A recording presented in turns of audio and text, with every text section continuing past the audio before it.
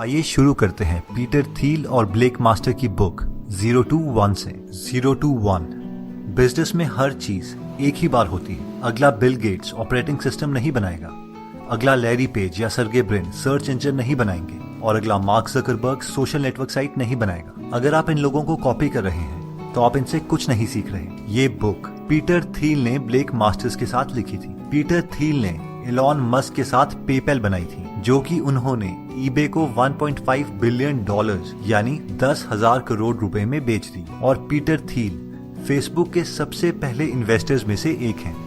The challenge of future. अगर आप कोई नई चीज बनाते हैं तो आप 0 से 1 की तरफ जा रहे हैं। अगर आप पहले से ही बनी हुई चीजों को इम्प्रूव कर रहे हैं तो आप 1 से n की तरफ जा रहे हैं। जिन लोगों ने बैलगाड़ी से कार बनाई, या कार से एरोप्लेन बनाया, या टेलीफोन से मोबाइल बनाया, ये सब 0 से 1 गए। इसे हम टेक्नोलॉजी भी कहते हैं। लेकिन अगर आप एक टाइपराइटर लेते हैं और 1000 टाइपराइटर्स दुनिया में बेच देते हैं तो आप 1 से n की तरफ जा रहे हैं। यानी आपने टाइपराइटर की ग्लोबलाइजेशन की। चाइना एक प्रैक्टिकल एग्जांपल है ग्लोबलाइजेशन का, जिनका काम है डेवलप्ड वर्ल्ड की हर सक्सेसफुल चीज को कॉपी करना। पीटर थील कहते हैं कि आप अपने लिए सक्सेसफुल बिजनेस 0 से 1 जाकर बना सकते हैं, यानी एक यूनिक आइडिया को लेकर। बहुत बड़े बिजनेस के लिए ये करना मुश्किल है, क्योंकि एक सक्सेसफुल बिजनेस में कोई नई चीज करना उनके लिए रिस्की है। लेकिन अकेला इंसान भी 0 से 1 की तरफ नहीं जा सकता। ये सिर्फ स्टार्टअप्स के लिए पॉसिबल है। पीटर कहते हैं स्टार्टअप एक ऐसे लोगों का ग्रुप है जिन्हें आप कन्विंस कर सकते हैं फ्यूचर बनाने के लिए। और एक स्टार्टअप की सबसे बड़ी स्ट्रेंथ है उसकी सबसे अलग सोच। दोस्तों, आगे इस ऑडियो में हम देखेंगे कि सक्सेसफुल स्टार्टअप किस फाउंडेशन के साथ खोला जाता है। All happy companies are different.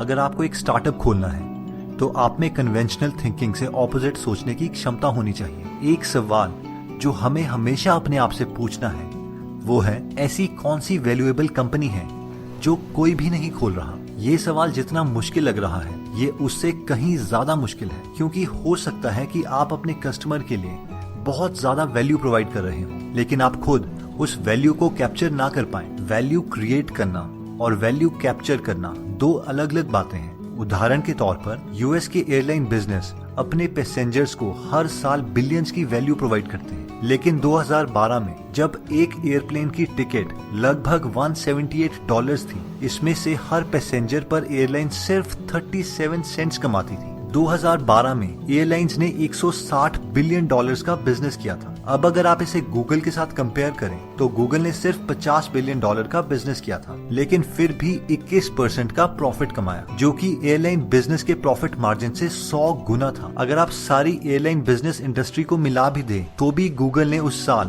उन सबको मिला के उनसे 3 गुना ज्यादा बिजनेस किया था। ये इसीलिए है क्योंकि सारी एयरलाइन बिजनेस एक दूसरे से कम्पीट करते हैं, लेकिन गूगल एक मोनोपोली है जो सबसे अलग रहता है। एक परफेक्ट कंपटीशन में हर कंपनी एक दूसरे की कॉपी करती है, सेम प्रोडक्ट्स बनाती है, और इसीलिए उन्हें अपने प्रोडक्ट उस कीमत पर बेचने पड़ते हैं जो मार्केट में बिकेगा। अगर ऐसी मार्केट में प्रॉफिट हो रहा है तो नई फर्म्स आएंगी और प्रोडक्ट के प्राइसेस को और कम दामों में बेच देगी। और अगर बहुत सारी फर्म्स इन कम्पिटिटिव मार्केट में आ जाती हैं तो कीमतें और भी कम हो जाएंगी। एक परफेक्ट कंपटीशन में कोई भी प्रॉफिट नहीं कमा सकता, लेकिन एक मोनोपोली बिजनेस में मोनोपोली मार्केट में कंप्लीट कंट्रोल रखती है, क्योंकि इनके पास कोई कंपटीशन नहीं है, इसीलिए ये मैक्सिमम प्रॉफिट कमाती है। मोनोपोली अपने आप को बचाने के लिए हमेशा झूठ बोलती है। अगर कोई कंपनी अपनी मोनोपोली को एक्सेप्ट करती है तो इसका मतलब है वो मार्केट का मैक्सिमम प्रॉफिट अर्न कर रही है, और इसीलिए गवर्नमेंट एजेंसीज उन पर रेगुलेशंस लगा देंगी। अगर हम गूगल की बात करें तो गूगल कभी भी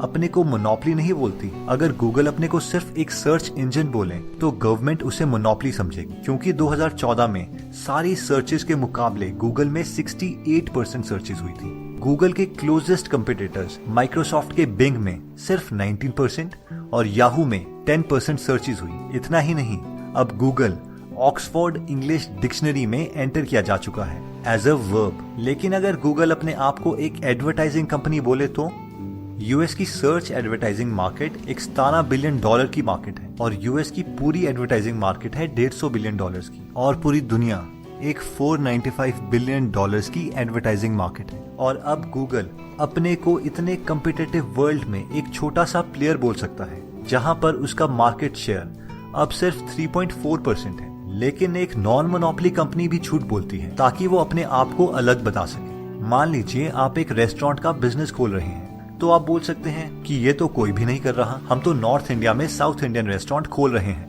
लेकिन ऐसे झूठ हम अपने आप से या अपने इन्वेस्टर से बोलते हैं, क्योंकि हम एक कम्पिटिटिव मार्केट में हैं और एक मोनोपोली नहीं बन सकता। लेकिन सवाल ये है कि हमें अपने स्टार्टअप को एज अ मोनोपोली खोलना चाहिए या फिर एक कम्पिटिटिव एनवायरनमेंट में।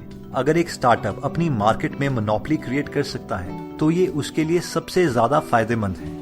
अगर हम गूगल की बात करें तो उसे कंपटीशन की कोई चिंता नहीं है। वो अपने वर्कर्स की चिंता कर सकता है, अपने प्रोडक्ट्स को इम्प्रूव कर सकता है, इनोवेशन कर सकता है और पूरी दुनिया में इम्पैक्ट डाल सकता है। लेकिन ऐसा करना कम्पिटिटिव मार्केट में बिल्कुल पॉसिबल नहीं है। The ideology of competition. एक मोनोपोली में नए प्रोडक्ट्स बनते हैं जो कि उसके ओनर को लगातार प्रॉफिट कमा कर देते हैं, जबकि कंपटीशन में प्रॉफिट बहुत ही कम होता है, जहां पर कंपनी के ओनर को अपना बिजनेस सस्टेन करने के लिए भी स्ट्रगल करना पड़ता है। हम जितना एक दूसरे से कम्पीट करेंगे हमें उतना ही नुकसान होगा। लेकिन हैरानी की बात यह है कि हमारा एजुकेशन सिस्टम भी इसी थियरी पर चलता है। मार्क्स एक स्टूडेंट को दूसरे स्टूडेंट के साथ कम्पीट करने के लिए मजबूर करते हैं। हम हर स्टूडेंट को सेम चीज पढ़ाते हैं। जो स्टूडेंट इस कन्वेंशनल सिस्टम में आगे बढ़ जाता है हम उसे सोसाइटी में रिस्पेक्ट देते हैं। लेकिन यही स्टूडेंट फिर से अपने करियर में एक दूसरे के साथ कम्पीट करने लग जाता है और बहुत ही कम लोग अपनी लाइफ में कुछ मीनिंगफुल कर पाते हैं। पीटर बताते हैं कि उन्होंने अपने करियर की शुरुआत भी कुछ इसी तरीके से करी थी। वो पढ़ने में बहुत तेज थे, इतने तेज कि 8th ग्रेड में उनके एक दोस्त ने उनसे कहा था कि तू अगले 4 साल में स्टैनफोर्ड में एडमिशन ले लेगा, और ऐसा ही हुआ।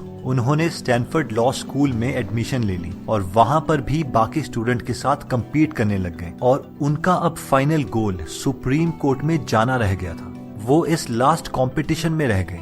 लेकिन पीटर बोलते हैं कि अगर मैं वो लास्ट बैटल जीत जाता तो आज मैं और लोगों के लिए उनके बिजनेस डील्स बना रहा होता। लेकिन जब उन्होंने अपनी कंपनी पेपैल स्टार्ट की तो वो लोगों के साथ कम्पीट नहीं करना चाहते थे, बल्कि कुछ डिफरेंट करना चाहते थे, 0 से 1 जाना चाहते थे। उनका और उनकी टीम का सपना था कि वो पैसों को ईमेल्स के थ्रू ट्रांसफर करवाएं। 1999 में पैसे एक जगह से दूसरी जगह ट्रांसफर करना एक बहुत ही बड़ी प्रॉब्लम थी और वो सब इसको सॉल्व करना चाहते थे। और उन्होंने इसी मेंटेलिटी की वजह से $1.5 बिलियन की कंपनी भी बना दी। Last mover advantage. जो कंपटीशन से बचता है वो ही मोनोपोली क्रिएट कर सकता है। अगर आप न्यूयॉर्क टाइम्स को ट्विटर के साथ कंपेयर करोगे तो इन दोनों के पास कई हजार एम्प्लॉइज हैं और ये दोनों का मेन मकसद है लोगों तक न्यूज पहुंचाना। लेकिन जब 2013 में ट्विटर पब्लिक हुआ तो इसकी कीमत $24 बिलियन लगाई गई थी, जो कि न्यूयॉर्क टाइम्स से 12 गुना थी। 2012 में न्यूयॉर्क टाइम्स ने $133 मिलियन कमाए थे, जबकि ट्विटर लॉस में था। ये एक बेवकूफी लग सकती है और हम पूछ सकते हैं कि ऐसा क्यों? तो इसका जवाब है कैश फ्लो। किसी भी कंपनी की आज की कीमत इस बात पर डिपेंड करती है कि कल वो कितने पैसे कमाएगी। आपने लोगों को ये कहते हुए जरूर सुना होगा कि फर्स्ट मूवर को बहुत एडवांटेज होता है। अगर आप सबसे पहले बिजनेस खोलो तो आप मार्केट का सबसे बड़ा शेयर ले सकते हो। लेकिन पीटर बोलते हैं कि लास्ट मूवर एडवांटेज और भी बड़ा होता है। आप बाकी सबके प्रोडक्ट्स को देख के एक ऐसा प्रोडक्ट बनाओ जो मोनोपोली क्रिएट कर दे और आपको कॉपी करना बहुत मुश्किल हो जाए। तभी आप एक एंट्री बैरियर क्रिएट कर सकते हैं और एक मोनोपोली का मजा उठा सकते हैं। मगर अब सवाल ये आता है कि मोनोपोली बिजनेस में क्या क्या बातें खास होती हैं। मोनोपोली बिजनेस में ये 4 चीजें देखी जा सकती हैं, जिनमें सबसे पहला आता है प्रोप्राइटरी टेक्नोलॉजी।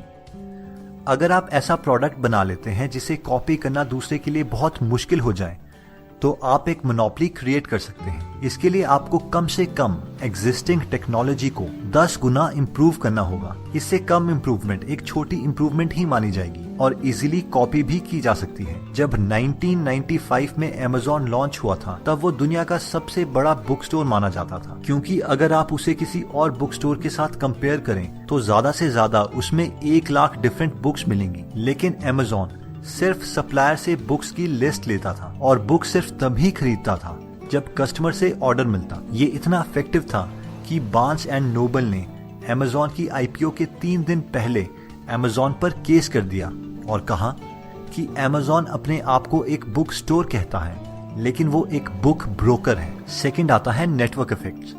नेटवर्क इफेक्ट आपके प्रोडक्ट को कस्टमर के लिए बहुत यूजफुल बना देता है। अगर आपका कोई भी फ्रेंड फेसबुक पर ना हो तो बहुत कम चांसेस है कि आप भी फेसबुक को यूज करेंगे, और क्योंकि आज आपका हर फ्रेंड फेसबुक यूज करता है तो आपको भी फेसबुक ही यूज करना पड़ेगा। अगर आप कोई और सोशल साइट यूज करते हैं तो आपके दोस्त आपको पागल समझेंगे। थर्ड आता है इकोनॉमीज ऑफ स्केल। एक बहुत ही स्ट्रॉन्ग मोनोपोली बिजनेस क्रिएट किया जा सकता है अगर आप अपने बिजनेस को स्केल कर सकें। सर्विस बिजनेस को स्केल करना बहुत मुश्किल होता है। मान लीजिए कि आप योगा क्लासेस देते हैं तो आप लिमिटेड कस्टमर को ही सर्व कर पाएंगे, चाहे आप ज्यादा योगा इंस्ट्रक्टर्स को हायर कर लें, अपने ज्यादा इंस्टीट्यूट्स भी खोल दें। सॉफ्टवेयर स्टार्टअप्स को ये एडवांटेज है कि वो अपने बिजनेस को बहुत जल्दी स्केल कर सकते हैं, क्योंकि सॉफ्टवेयर की एक और कॉपी बनाने और उसे बेचने के लिए ऑलमोस्ट जीरो कॉस्ट लगती है। फोर्थ आता है ब्रांडिंग।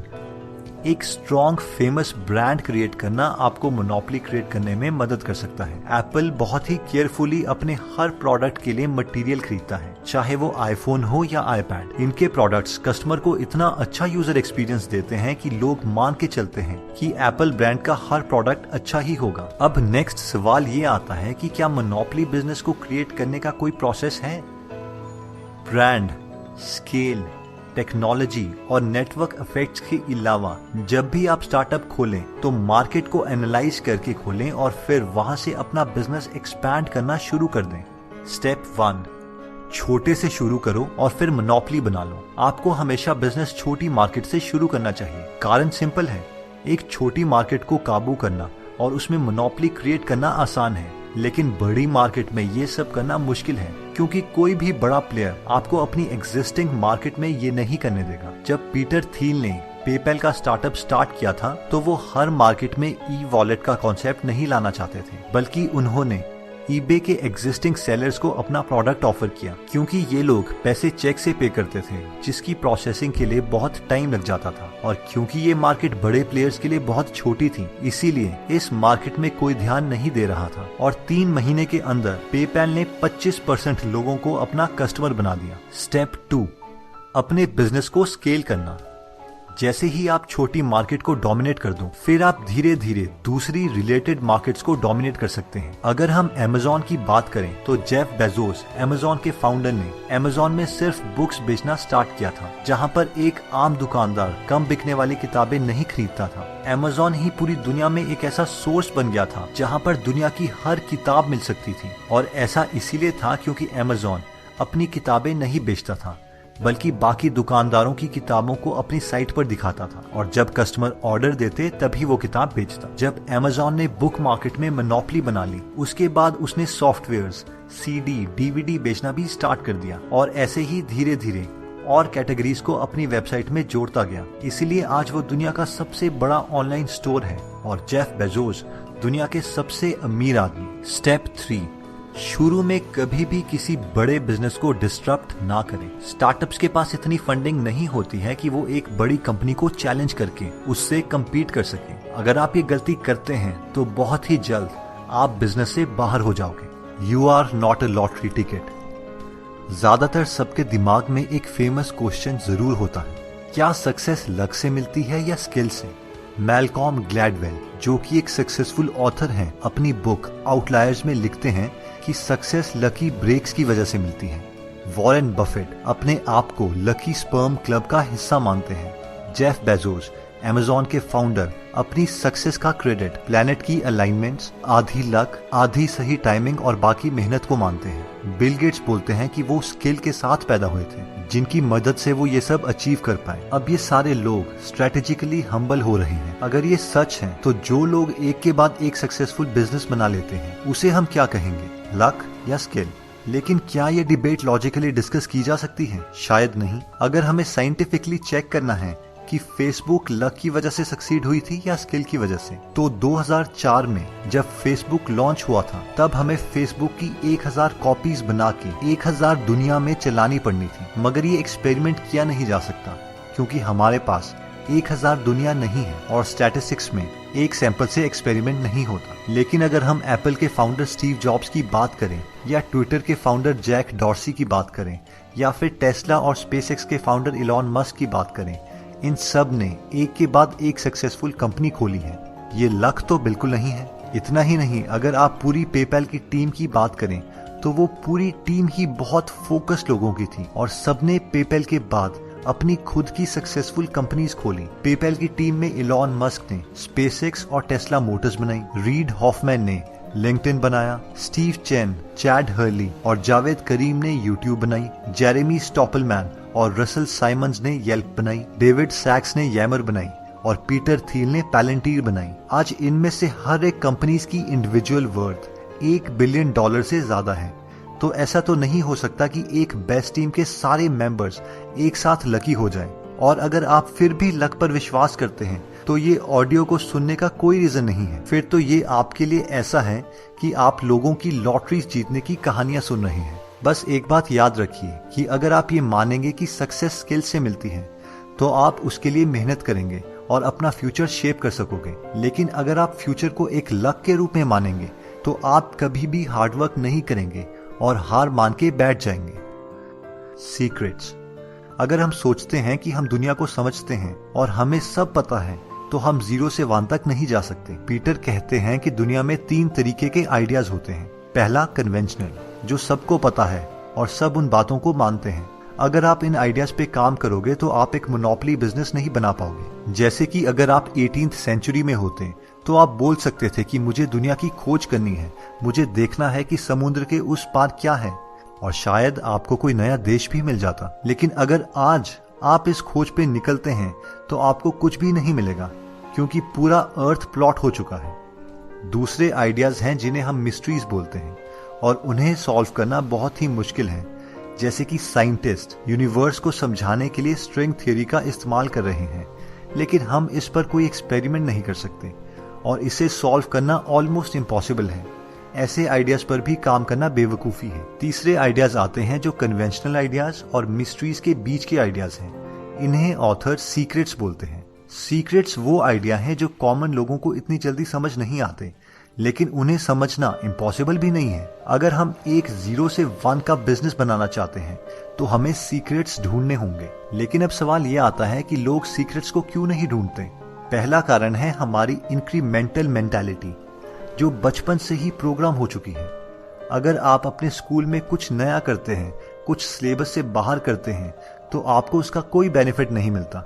लेकिन अगर आप वही करते हैं जो सिलेबस में है तो आपको क्रेडिट मिलता है, आपकी तारीफ होती है। इन कारणों की वजह से लोग आगे भी अपनी लाइफ में कुछ नया नहीं कर पाते। दूसरा आता है रिस्क एवर्जन।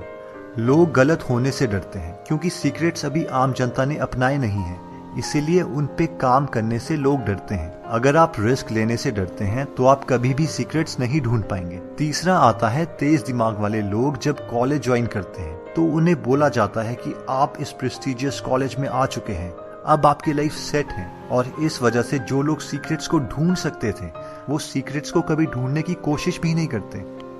चौथा आता है फ्लैटनेसनेस। हम लोग अपने से पूछते हैं कि अगर सीक्रेट्स होते तो बाकी लोग जो हमसे ज्यादा इंटेलिजेंट हैं, मेहनती हैं, वो ही इन सीक्रेट्स को क्यों नहीं ढूंढ लेते और उन पर काम करने लग जाते। इस डाउट की वजह से लोग सीक्रेट्स को ढूंढने की कोशिश भी नहीं करते। सीक्रेट्स को कैसे ढूंढें? अगर आप एक यूनिक कंपनी खोलना चाहते हैं तो हमेशा अपने आप से 2 सवाल कीजिए। पहला, नेचर आपको क्या सीक्रेट्स नहीं बता रही। दूसरा, लोग आपको क्या सीक्रेट्स नहीं बता रहे। पीटर बताते हैं कि फिजिक्स के PhDs के साथ काम करना बहुत मुश्किल है क्योंकि ये लोग नेचर के सारे बेसिक प्रिंसिपल्स जानते हैं, इसीलिए ये सोचते हैं कि इन्हें सब कुछ पता है। लेकिन क्या जिसे इलेक्ट्रोमैग्नेटिक थ्योरी पता है, क्या वो एक अच्छा मैरिज काउंसलर भी होगा? वैसे ही जिसे ग्रेविटी के बारे में नॉलेज है, क्या वो अच्छा बिजनेसमैन भी होगा? पेपैल के लिए पीटर ने एक बार फिजिक्स PhD का इंटरव्यू लिया। इंटरव्यू के बीच में उसने पीटर से कहा, रुको, मुझे पता है तुम मुझसे क्या पूछने वाले हो। और उसे एक्चुअल में वो चीज नहीं पता थी और पीटर ने उसे उसी वक्त रिजेक्ट कर दिया। आप सीक्रेट्स वहां पे ढूंढो जहां पर उसे कोई नहीं ढूंढ रहा। ज्यादातर लोग सीक्रेट्स को वहीं ढूंढते हैं जो उन्हें स्कूल कॉलेजेस में पढ़ाया जाता है। लेकिन आप अपने से पूछो, ऐसी कौन सी फील्ड है जो मैटर करती है लेकिन कॉलेज या स्कूल में नहीं पढ़ाई जाती? फॉर एग्जाम्पल, अगर हम फिजिक्स में सीक्रेट्स ढूंढते हैं तो फिजिक्स हर कॉलेज में पढ़ाई जाती है। इस फील्ड में आपको सीक्रेट ढूंढने में मुश्किल होगी। लेकिन अगर आप फिजिक्स के ऑपोजिट सब्जेक्ट एस्ट्रोलॉजी को देखो तो ये सब्जेक्ट लोगों को उतनी वैल्यू नहीं प्रोवाइड कर सकता। लेकिन अगर आप न्यूट्रिशन को देखते हो, न्यूट्रिशन सभी के लिए मैटर करता है और टॉप साइंटिस्ट फिजिक्स जैसे सब्जेक्ट्स चूज कर रहे हैं, ना कि न्यूट्रिशन। हमें आज भी न्यूट्रिशन में वही पता है जो 30-40 साल पहले पता था। ऐसे सब्जेक्ट्स में आपको सीक्रेट्स मिलने की संभावना ज्यादा हो जाती है। जब आपको सीक्रेट्स मिल जाएं तो क्या करें? पीटर कहते हैं कि जब आपको कोई नया सीक्रेट मिल जाता है तो आपके पास 2 ऑप्शन है। या तो आप वो किसी को बता सकते हो या अपने पास रख सकते हो। ये ज्यादातर अच्छा आइडिया नहीं है कि आप ये सीक्रेट किसी को बताओ। आपको ये सीक्रेट्स सिर्फ अपने स्टार्टअप के मेंबर्स को ही बताने चाहिए, क्योंकि स्टार्टअप पूरी दुनिया को चेंज करने के लिए एक कॉन्स्पिरेसी है और हर एक बेस्ट बिजनेस एक सीक्रेट के ऊपर ही बना होता है। फाउंडेशंस। पीटर एक बात हमेशा कहते हैं जिसे उनके लोगों ने 3 लॉ कहना शुरू कर दिया है। एक ऐसा स्टार्टअप जिसकी फाउंडेशन शुरू से ही खराब हो जाए उसे ठीक करना बहुत कठिन है। शुरू की गलतियों को सुधारना बहुत मुश्किल है। जैसे कि अगर आप एक गलत पार्टनर के साथ बिजनेस शुरू कर देते हैं तो उसे सुधारना बहुत ही मुश्किल है। स्टार्टअप का फाउंडर होने के नाते आपका फर्ज बनता है कि आप शुरू में हर चीज को परफेक्ट रखने की पूरी कोशिश करें, क्योंकि एक खराब फाउंडेशन से बेस्ट कंपनीज नहीं बनती। एक को फाउंडर को चूज करना एक शादी की तरह है और आपका आपके बिजनेस पार्टनर के साथ कोई भी मतभेद एक डाइवोर्स की तरह है। पीटर बताते हैं कि ल्यूक, जो कि पेपैल में पीटर के को फाउंडर थे, एक स्मार्ट बिजनेसमैन थे, लेकिन पेपैल बनने से पहले ल्यूक ने किसी और के साथ एक स्टार्टअप खोला था जिसमें पीटर ने इन्वेस्ट भी किया था। ल्यूक और ल्यूक के को फाउंडर में हमेशा मिसअंडरस्टैंडिंग रहती थी, जिसकी वजह से ल्यूक की कंपनी बंद हो गई और पीटर को अपनी पहली इन्वेस्टमेंट में लॉस हो गया। इसीलिए पीटर कहते हैं कि जब भी मैं किसी कंपनी में इन्वेस्ट करता हूं तो मैं ये जरूर देखता हूं कि कंपनी के फाउंडर्स में कितनी बॉन्डिंग है। पीटर कहते हैं कि आप जिसको भी अपनी कंपनी में इन्वॉल्व करें तो कोशिश करें कि वो फुल टाइम आपके साथ काम कर रहे हों। हो सकता है कि कभी आपको ये रूल तोड़ना भी पड़े और अकाउंटेंट्स या लॉयर्स को पार्ट टाइम हायर करना पड़े, but as a general rule, जिस इंसान को आपकी कंपनी से रेगुलर सैलरी नहीं मिल रही है वो आपके साथ मिसअलाइंड है। ऐसे लोग आपको कंपनी का फ्यूचर बनाने में मदद नहीं करेंगे। इवन कि आपके कलीग्स, आपके एम्प्लॉइज, आपके को फाउंडर्स सब एक ही जगह पर होने चाहिए हर रोज। अगर आप चाहते हैं कि आपके लोग पूरे तरीके से आपके साथ कमिटेड हों तो आपको उन्हें पूरे तरीके से कंपनसेट करना पड़ेगा। पीटर बताते हैं कि जब भी कोई बिजनेसमैन उनको अपनी कंपनी में इन्वेस्ट करने के लिए बोलते हैं तो पीटर उनसे हमेशा एक सवाल पूछते हैं कि वो खुद को कितनी सैलरी देंगे। जिस कंपनी का सीईओ अपने को कम सैलरी देता है उस कंपनी के फ्यूचर में सक्सीड होने के चांसेस बहुत ज्यादा बढ़ जाते हैं। लो पेइंग सीईओ अपनी कंपनी के लिए एक स्टैंडर्ड भी रखता है, ये जता के कि वो अपनी कंपनी के लिए कितना कमिटेड है। एरॉन लीव, जो कि बॉक्स कंपनी के सीईओ हैं, अपने को सब एम्प्लॉइज से कम सैलरी देते हैं। बॉक्स कंपनी को 4 साल शुरू करने के बावजूद वो एक कमरे में रहते थे जिसमें बेड के अलावा कुछ भी नहीं था। स्टार्टअप्स को शुरू में अपने एम्प्लॉइज को हाई सैलरीज देने की जरूरत नहीं है, क्योंकि वो उन्हें कुछ बेटर दे सकते हैं और वो है अपनी कंपनी में ओनरशिप। लेकिन जब भी आप किसी को अपनी कंपनी में इक्विटी दें तो उसे बहुत समझदारी के साथ डिस्ट्रीब्यूट करें, क्योंकि हर आदमी के पास यूनिक टैलेंट है और उसे उसी के हिसाब से इक्विटी मिलनी चाहिए। एज अ रूल, जो लोग शुरू में स्टार्टअप ज्वाइन करते हैं उन्हें ज्यादा इक्विटी मिलती है क्योंकि वो ज्यादा रिस्क लेते हैं। फॉर एग्जाम्पल 2005 में एक आर्टिस्ट जिसने फेसबुक के ऑफिस को पेंट किया था, आज उसकी नेट वर्थ $200 मिलियन है, जबकि एक टैलेंटेड इंजीनियर जिसने 2010 में फेसबुक ज्वाइन किया था उसकी नेट वर्थ $2 मिलियन है। पीटर ये भी बताते हैं कि किसके पास कितनी इक्विटी है ये कंपनी के फाउंडर्स को सीक्रेट रखना चाहिए। अगर आप अपने एम्प्लॉइज को सबकी इक्विटी बता देते हैं तो ये खुद की कंपनी में एक न्यूक्लियर बॉम्ब फेंकने जैसा है। अगर आप नया प्रोडक्ट बना देते हैं तो क्या उसे कोई खरीदेगा? ज्यादातर लोग सेल्स को अंडर एस्टिमेट करते हैं। टेक्निकल लोग एडवर्टाइजिंग को यूजलेस समझते हैं, लेकिन एडवर्टाइजिंग इंपॉर्टेंट है क्योंकि वो काम करती है। कई लोग ये सोचते हैं कि एडवर्टाइजिंग से उनके डिसीजंस पर कोई असर नहीं पड़ता, लेकिन एडवर्टाइजिंग आपको उसी वक्त प्रोडक्ट खरीदने के लिए मजबूर नहीं करती, लेकिन वो आपके दिमाग में एक इंप्रेशन क्रिएट कर देती है जिसकी वजह से हम बाद में वो प्रोडक्ट खरीदते हैं। जो भी स्टार्टअप के फाउंडर इस सिंपल फैक्ट को समझ नहीं पाते वो एंड में बहुत पछताते हैं। नर्ड्स जब भी किसी सेल्स पर्सन को देखते हैं तो वो सोचते हैं कि ये कोई रियल जॉब नहीं कर रहा, क्योंकि सेल्स पर्सन घंटों तक फोन में बातें करता है, कस्टमर्स के साथ हंसता है, उनके साथ हॉलीडेज पर जाता है, लंच करता है, और ये तो कोई सीरियस काम नहीं है। लेकिन यही एक सेल्समैन का आर्ट है कि वो अपने इस आर्ट से सेल्स को आसान बना देता है। जो भी इंजीनियर ये सोचता है कि वो इतना अच्छा प्रोडक्ट बनाएगा कि वो अपने आप ही बिक जाएगा, तो वो खुद का बेवकूफ बना रहा है। हमें अपना प्रोडक्ट बनाते ही सेल्स की स्ट्रेटेजी साथ में डिजाइन करनी चाहिए। सेल्स को प्राइस के अकॉर्डिंग 5 कैटेगरीज में बांटा जा सकता है। पहला, कॉम्प्लेक्स सेल्स। अगर आपकी कंपनी ऐसी सर्विस डिलीवर करती है कि उसकी कीमत $10 मिलियन के आसपास है, तो आपको अपने कस्टमर्स को खुद ही डील करना पड़ेगा। महीनों उनके साथ अपने रिलेशनशिप बनाने पड़ेंगे। ऐसी कंपनीज को 2-3 साल में सिर्फ एक ही सेल चाहिए होती है। जैसे कि इलॉन मस्क ने रॉकेट्स बनाने के कुछ ही साल के बाद नासा के साथ कॉन्ट्रैक्ट साइन कर लिया। Second, personal sales.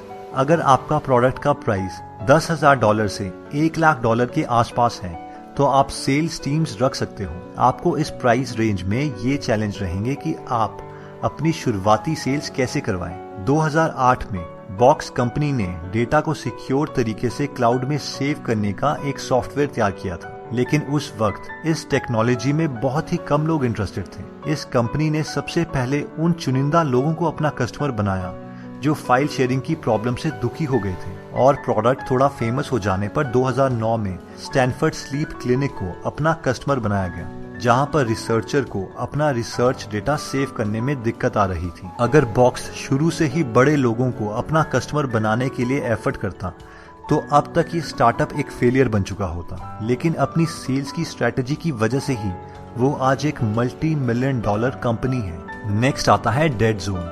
अगर आपके प्रोडक्ट की प्राइस रेंज $1,000 के आसपास है, तो आप डेड जोन की कैटेगरी में आते हैं, जहां पर सेल्स करवाना काफी मुश्किल है। मान लीजिए कि आप एक सॉफ्टवेयर तैयार करते हैं जो कि छोटे स्टोर ओनर्स को उनके ऑर्डर्स और प्रोडक्ट्स को मैनेज करने में मदद कर सकता है, लेकिन आपके पास ऐसे कस्टमर्स तक पहुंचना एक बड़ा चैलेंज है। एडवर्टाइजिंग एक इनएफिशिएंट तरीका है किसी कस्टमर को कन्विंस करने का कि वो आपको सॉफ्टवेयर के लिए $1,000 दे। इसके लिए आपको हर कस्टमर को पर्सनल अटेंशन देनी पड़ेगी, लेकिन इतनी बड़ी सेल्स टीम रखना भी एक चैलेंज है। इसीलिए हमें इन प्राइस रेंज वाले प्रोडक्ट्स को थोड़ा अवॉइड करना चाहिए। नेक्स्ट आता है मार्केटिंग एंड एडवर्टाइजिंग। अगर आपके प्रोडक्ट्स का प्राइस $100 के आसपास है, तो ऐसी सेल्स टीम्स जो पर्सनली कस्टमर्स के पास जाए आपके लिए इनएफिशिएंट साबित होगी। प्रॉक्टर एंड गैम्बल अपने डिटर्जेंट बेचने के लिए डोर टू डोर कैंपेन नहीं करते। इन प्रोडक्ट्स के लिए टीवी कमर्शियल्स, न्यूज़पेपर एडवर्टाइजमेंट और अपने प्रोडक्ट्स के बॉक्स की डिजाइनिंग बहुत अच्छे ढंग से करनी चाहिए। फिफ्थ आता है वायरल मार्केटिंग। अगर आपके प्रोडक्ट्स का प्राइस $1 के आसपास है, वायरल मार्केटिंग में आपका एग्जिस्टिंग कस्टमर अपने दोस्तों को भी आपके प्रोडक्ट यूज करने के लिए कन्विंस करता है। फनी यूट्यूब वीडियो जिसे बहुत जल्दी शेयर किया जाता है, वायरल मार्केटिंग का एग्जाम्पल है। 7 सवाल। पीटर कहते हैं कि आप अपने स्टार्टअप के सक्सेस के चांसेस को इंप्रूव कर सकते हैं इन 7 सवालों का जवाब देके। First, the engineering question. क्या आप मार्केट में ऐसा प्रोडक्ट ला सकते हैं जो एग्जिस्टिंग प्रोडक्ट से 10 गुना अच्छा है? Second, timing question. क्या ये सही टाइम है इस तरह का बिजनेस बनाने के लिए?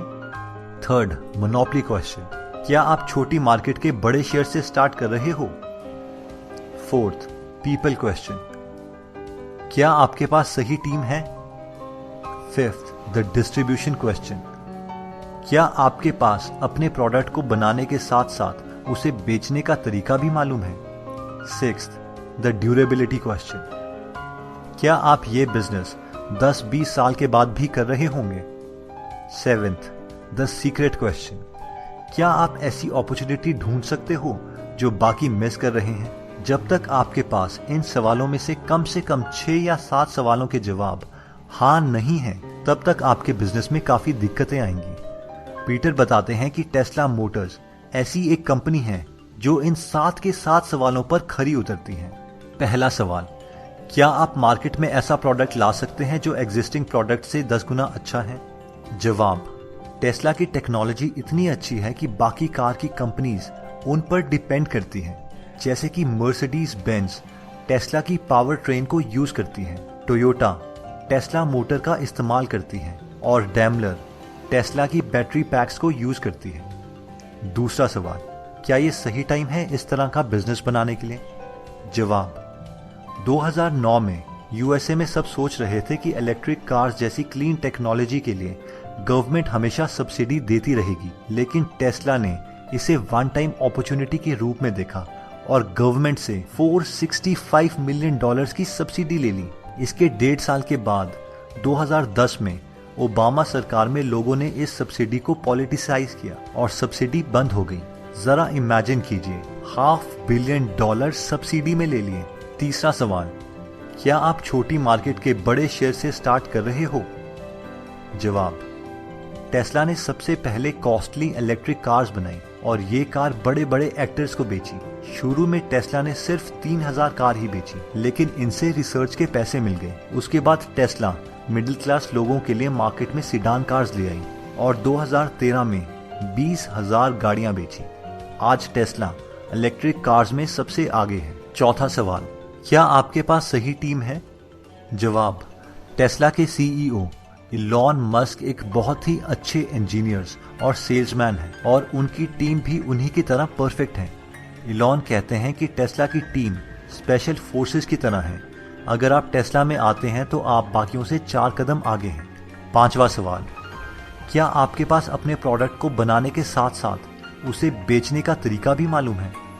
जवाब, टेस्ला अपनी सेल्स को बहुत सीरियसली लेता है। जहां पर ह्यूंडई और फोर्ड जैसी कंपनियां कार तो खुद बनाती हैं, लेकिन सेल्स के लिए दूसरों पर डिपेंड रहती हैं, वहीं पर टेस्ला अपनी कार्स अपने ही स्टोर्स में बेचता है। इससे उन्होंने जो कस्टमर के साथ अपना रिलेशनशिप बनाया है उसे डोमिनेट करना बहुत ही मुश्किल है। छठा सवाल, क्या आप अपना बिजनेस 10-20 सालों के बाद भी कर रहे होंगे? जवाब, जिस रेट से टेस्ला इलेक्ट्रिक कार्स में इम्प्रूवमेंट कर रहा है उसे बीट करना बहुत ही मुश्किल है। इलेक्ट्रिक कार्स में कस्टमर टेस्ला को ही प्रेफर करते हैं। ऐसी कंपनीज बहुत लंबे समय तक मार्केट में मोनोपोली बना के रख सकती है। सातवां सवाल, क्या आप ऐसी अपॉर्चुनिटी ढूंढ चुके हो जो बाकियों को नहीं मालूम? टेस्ला जानता है कि बड़े लोग इलेक्ट्रिक कार्स में सफर करना एक स्टेटस सिंबल मानते हैं। इससे लोग ये भी समझते हैं कि इलेक्ट्रिक कार्स के ओनर एनवायरनमेंट को क्लीन रखना चाहते हैं। इसी सीक्रेट को लेके टेस्ला ने महंगी और स्टाइलिश कार्स बनाई और इसके शुरुआती कस्टमर में टाइटैनिक के हीरो लियोनार्डो डिकैप्रियो भी शामिल हैं।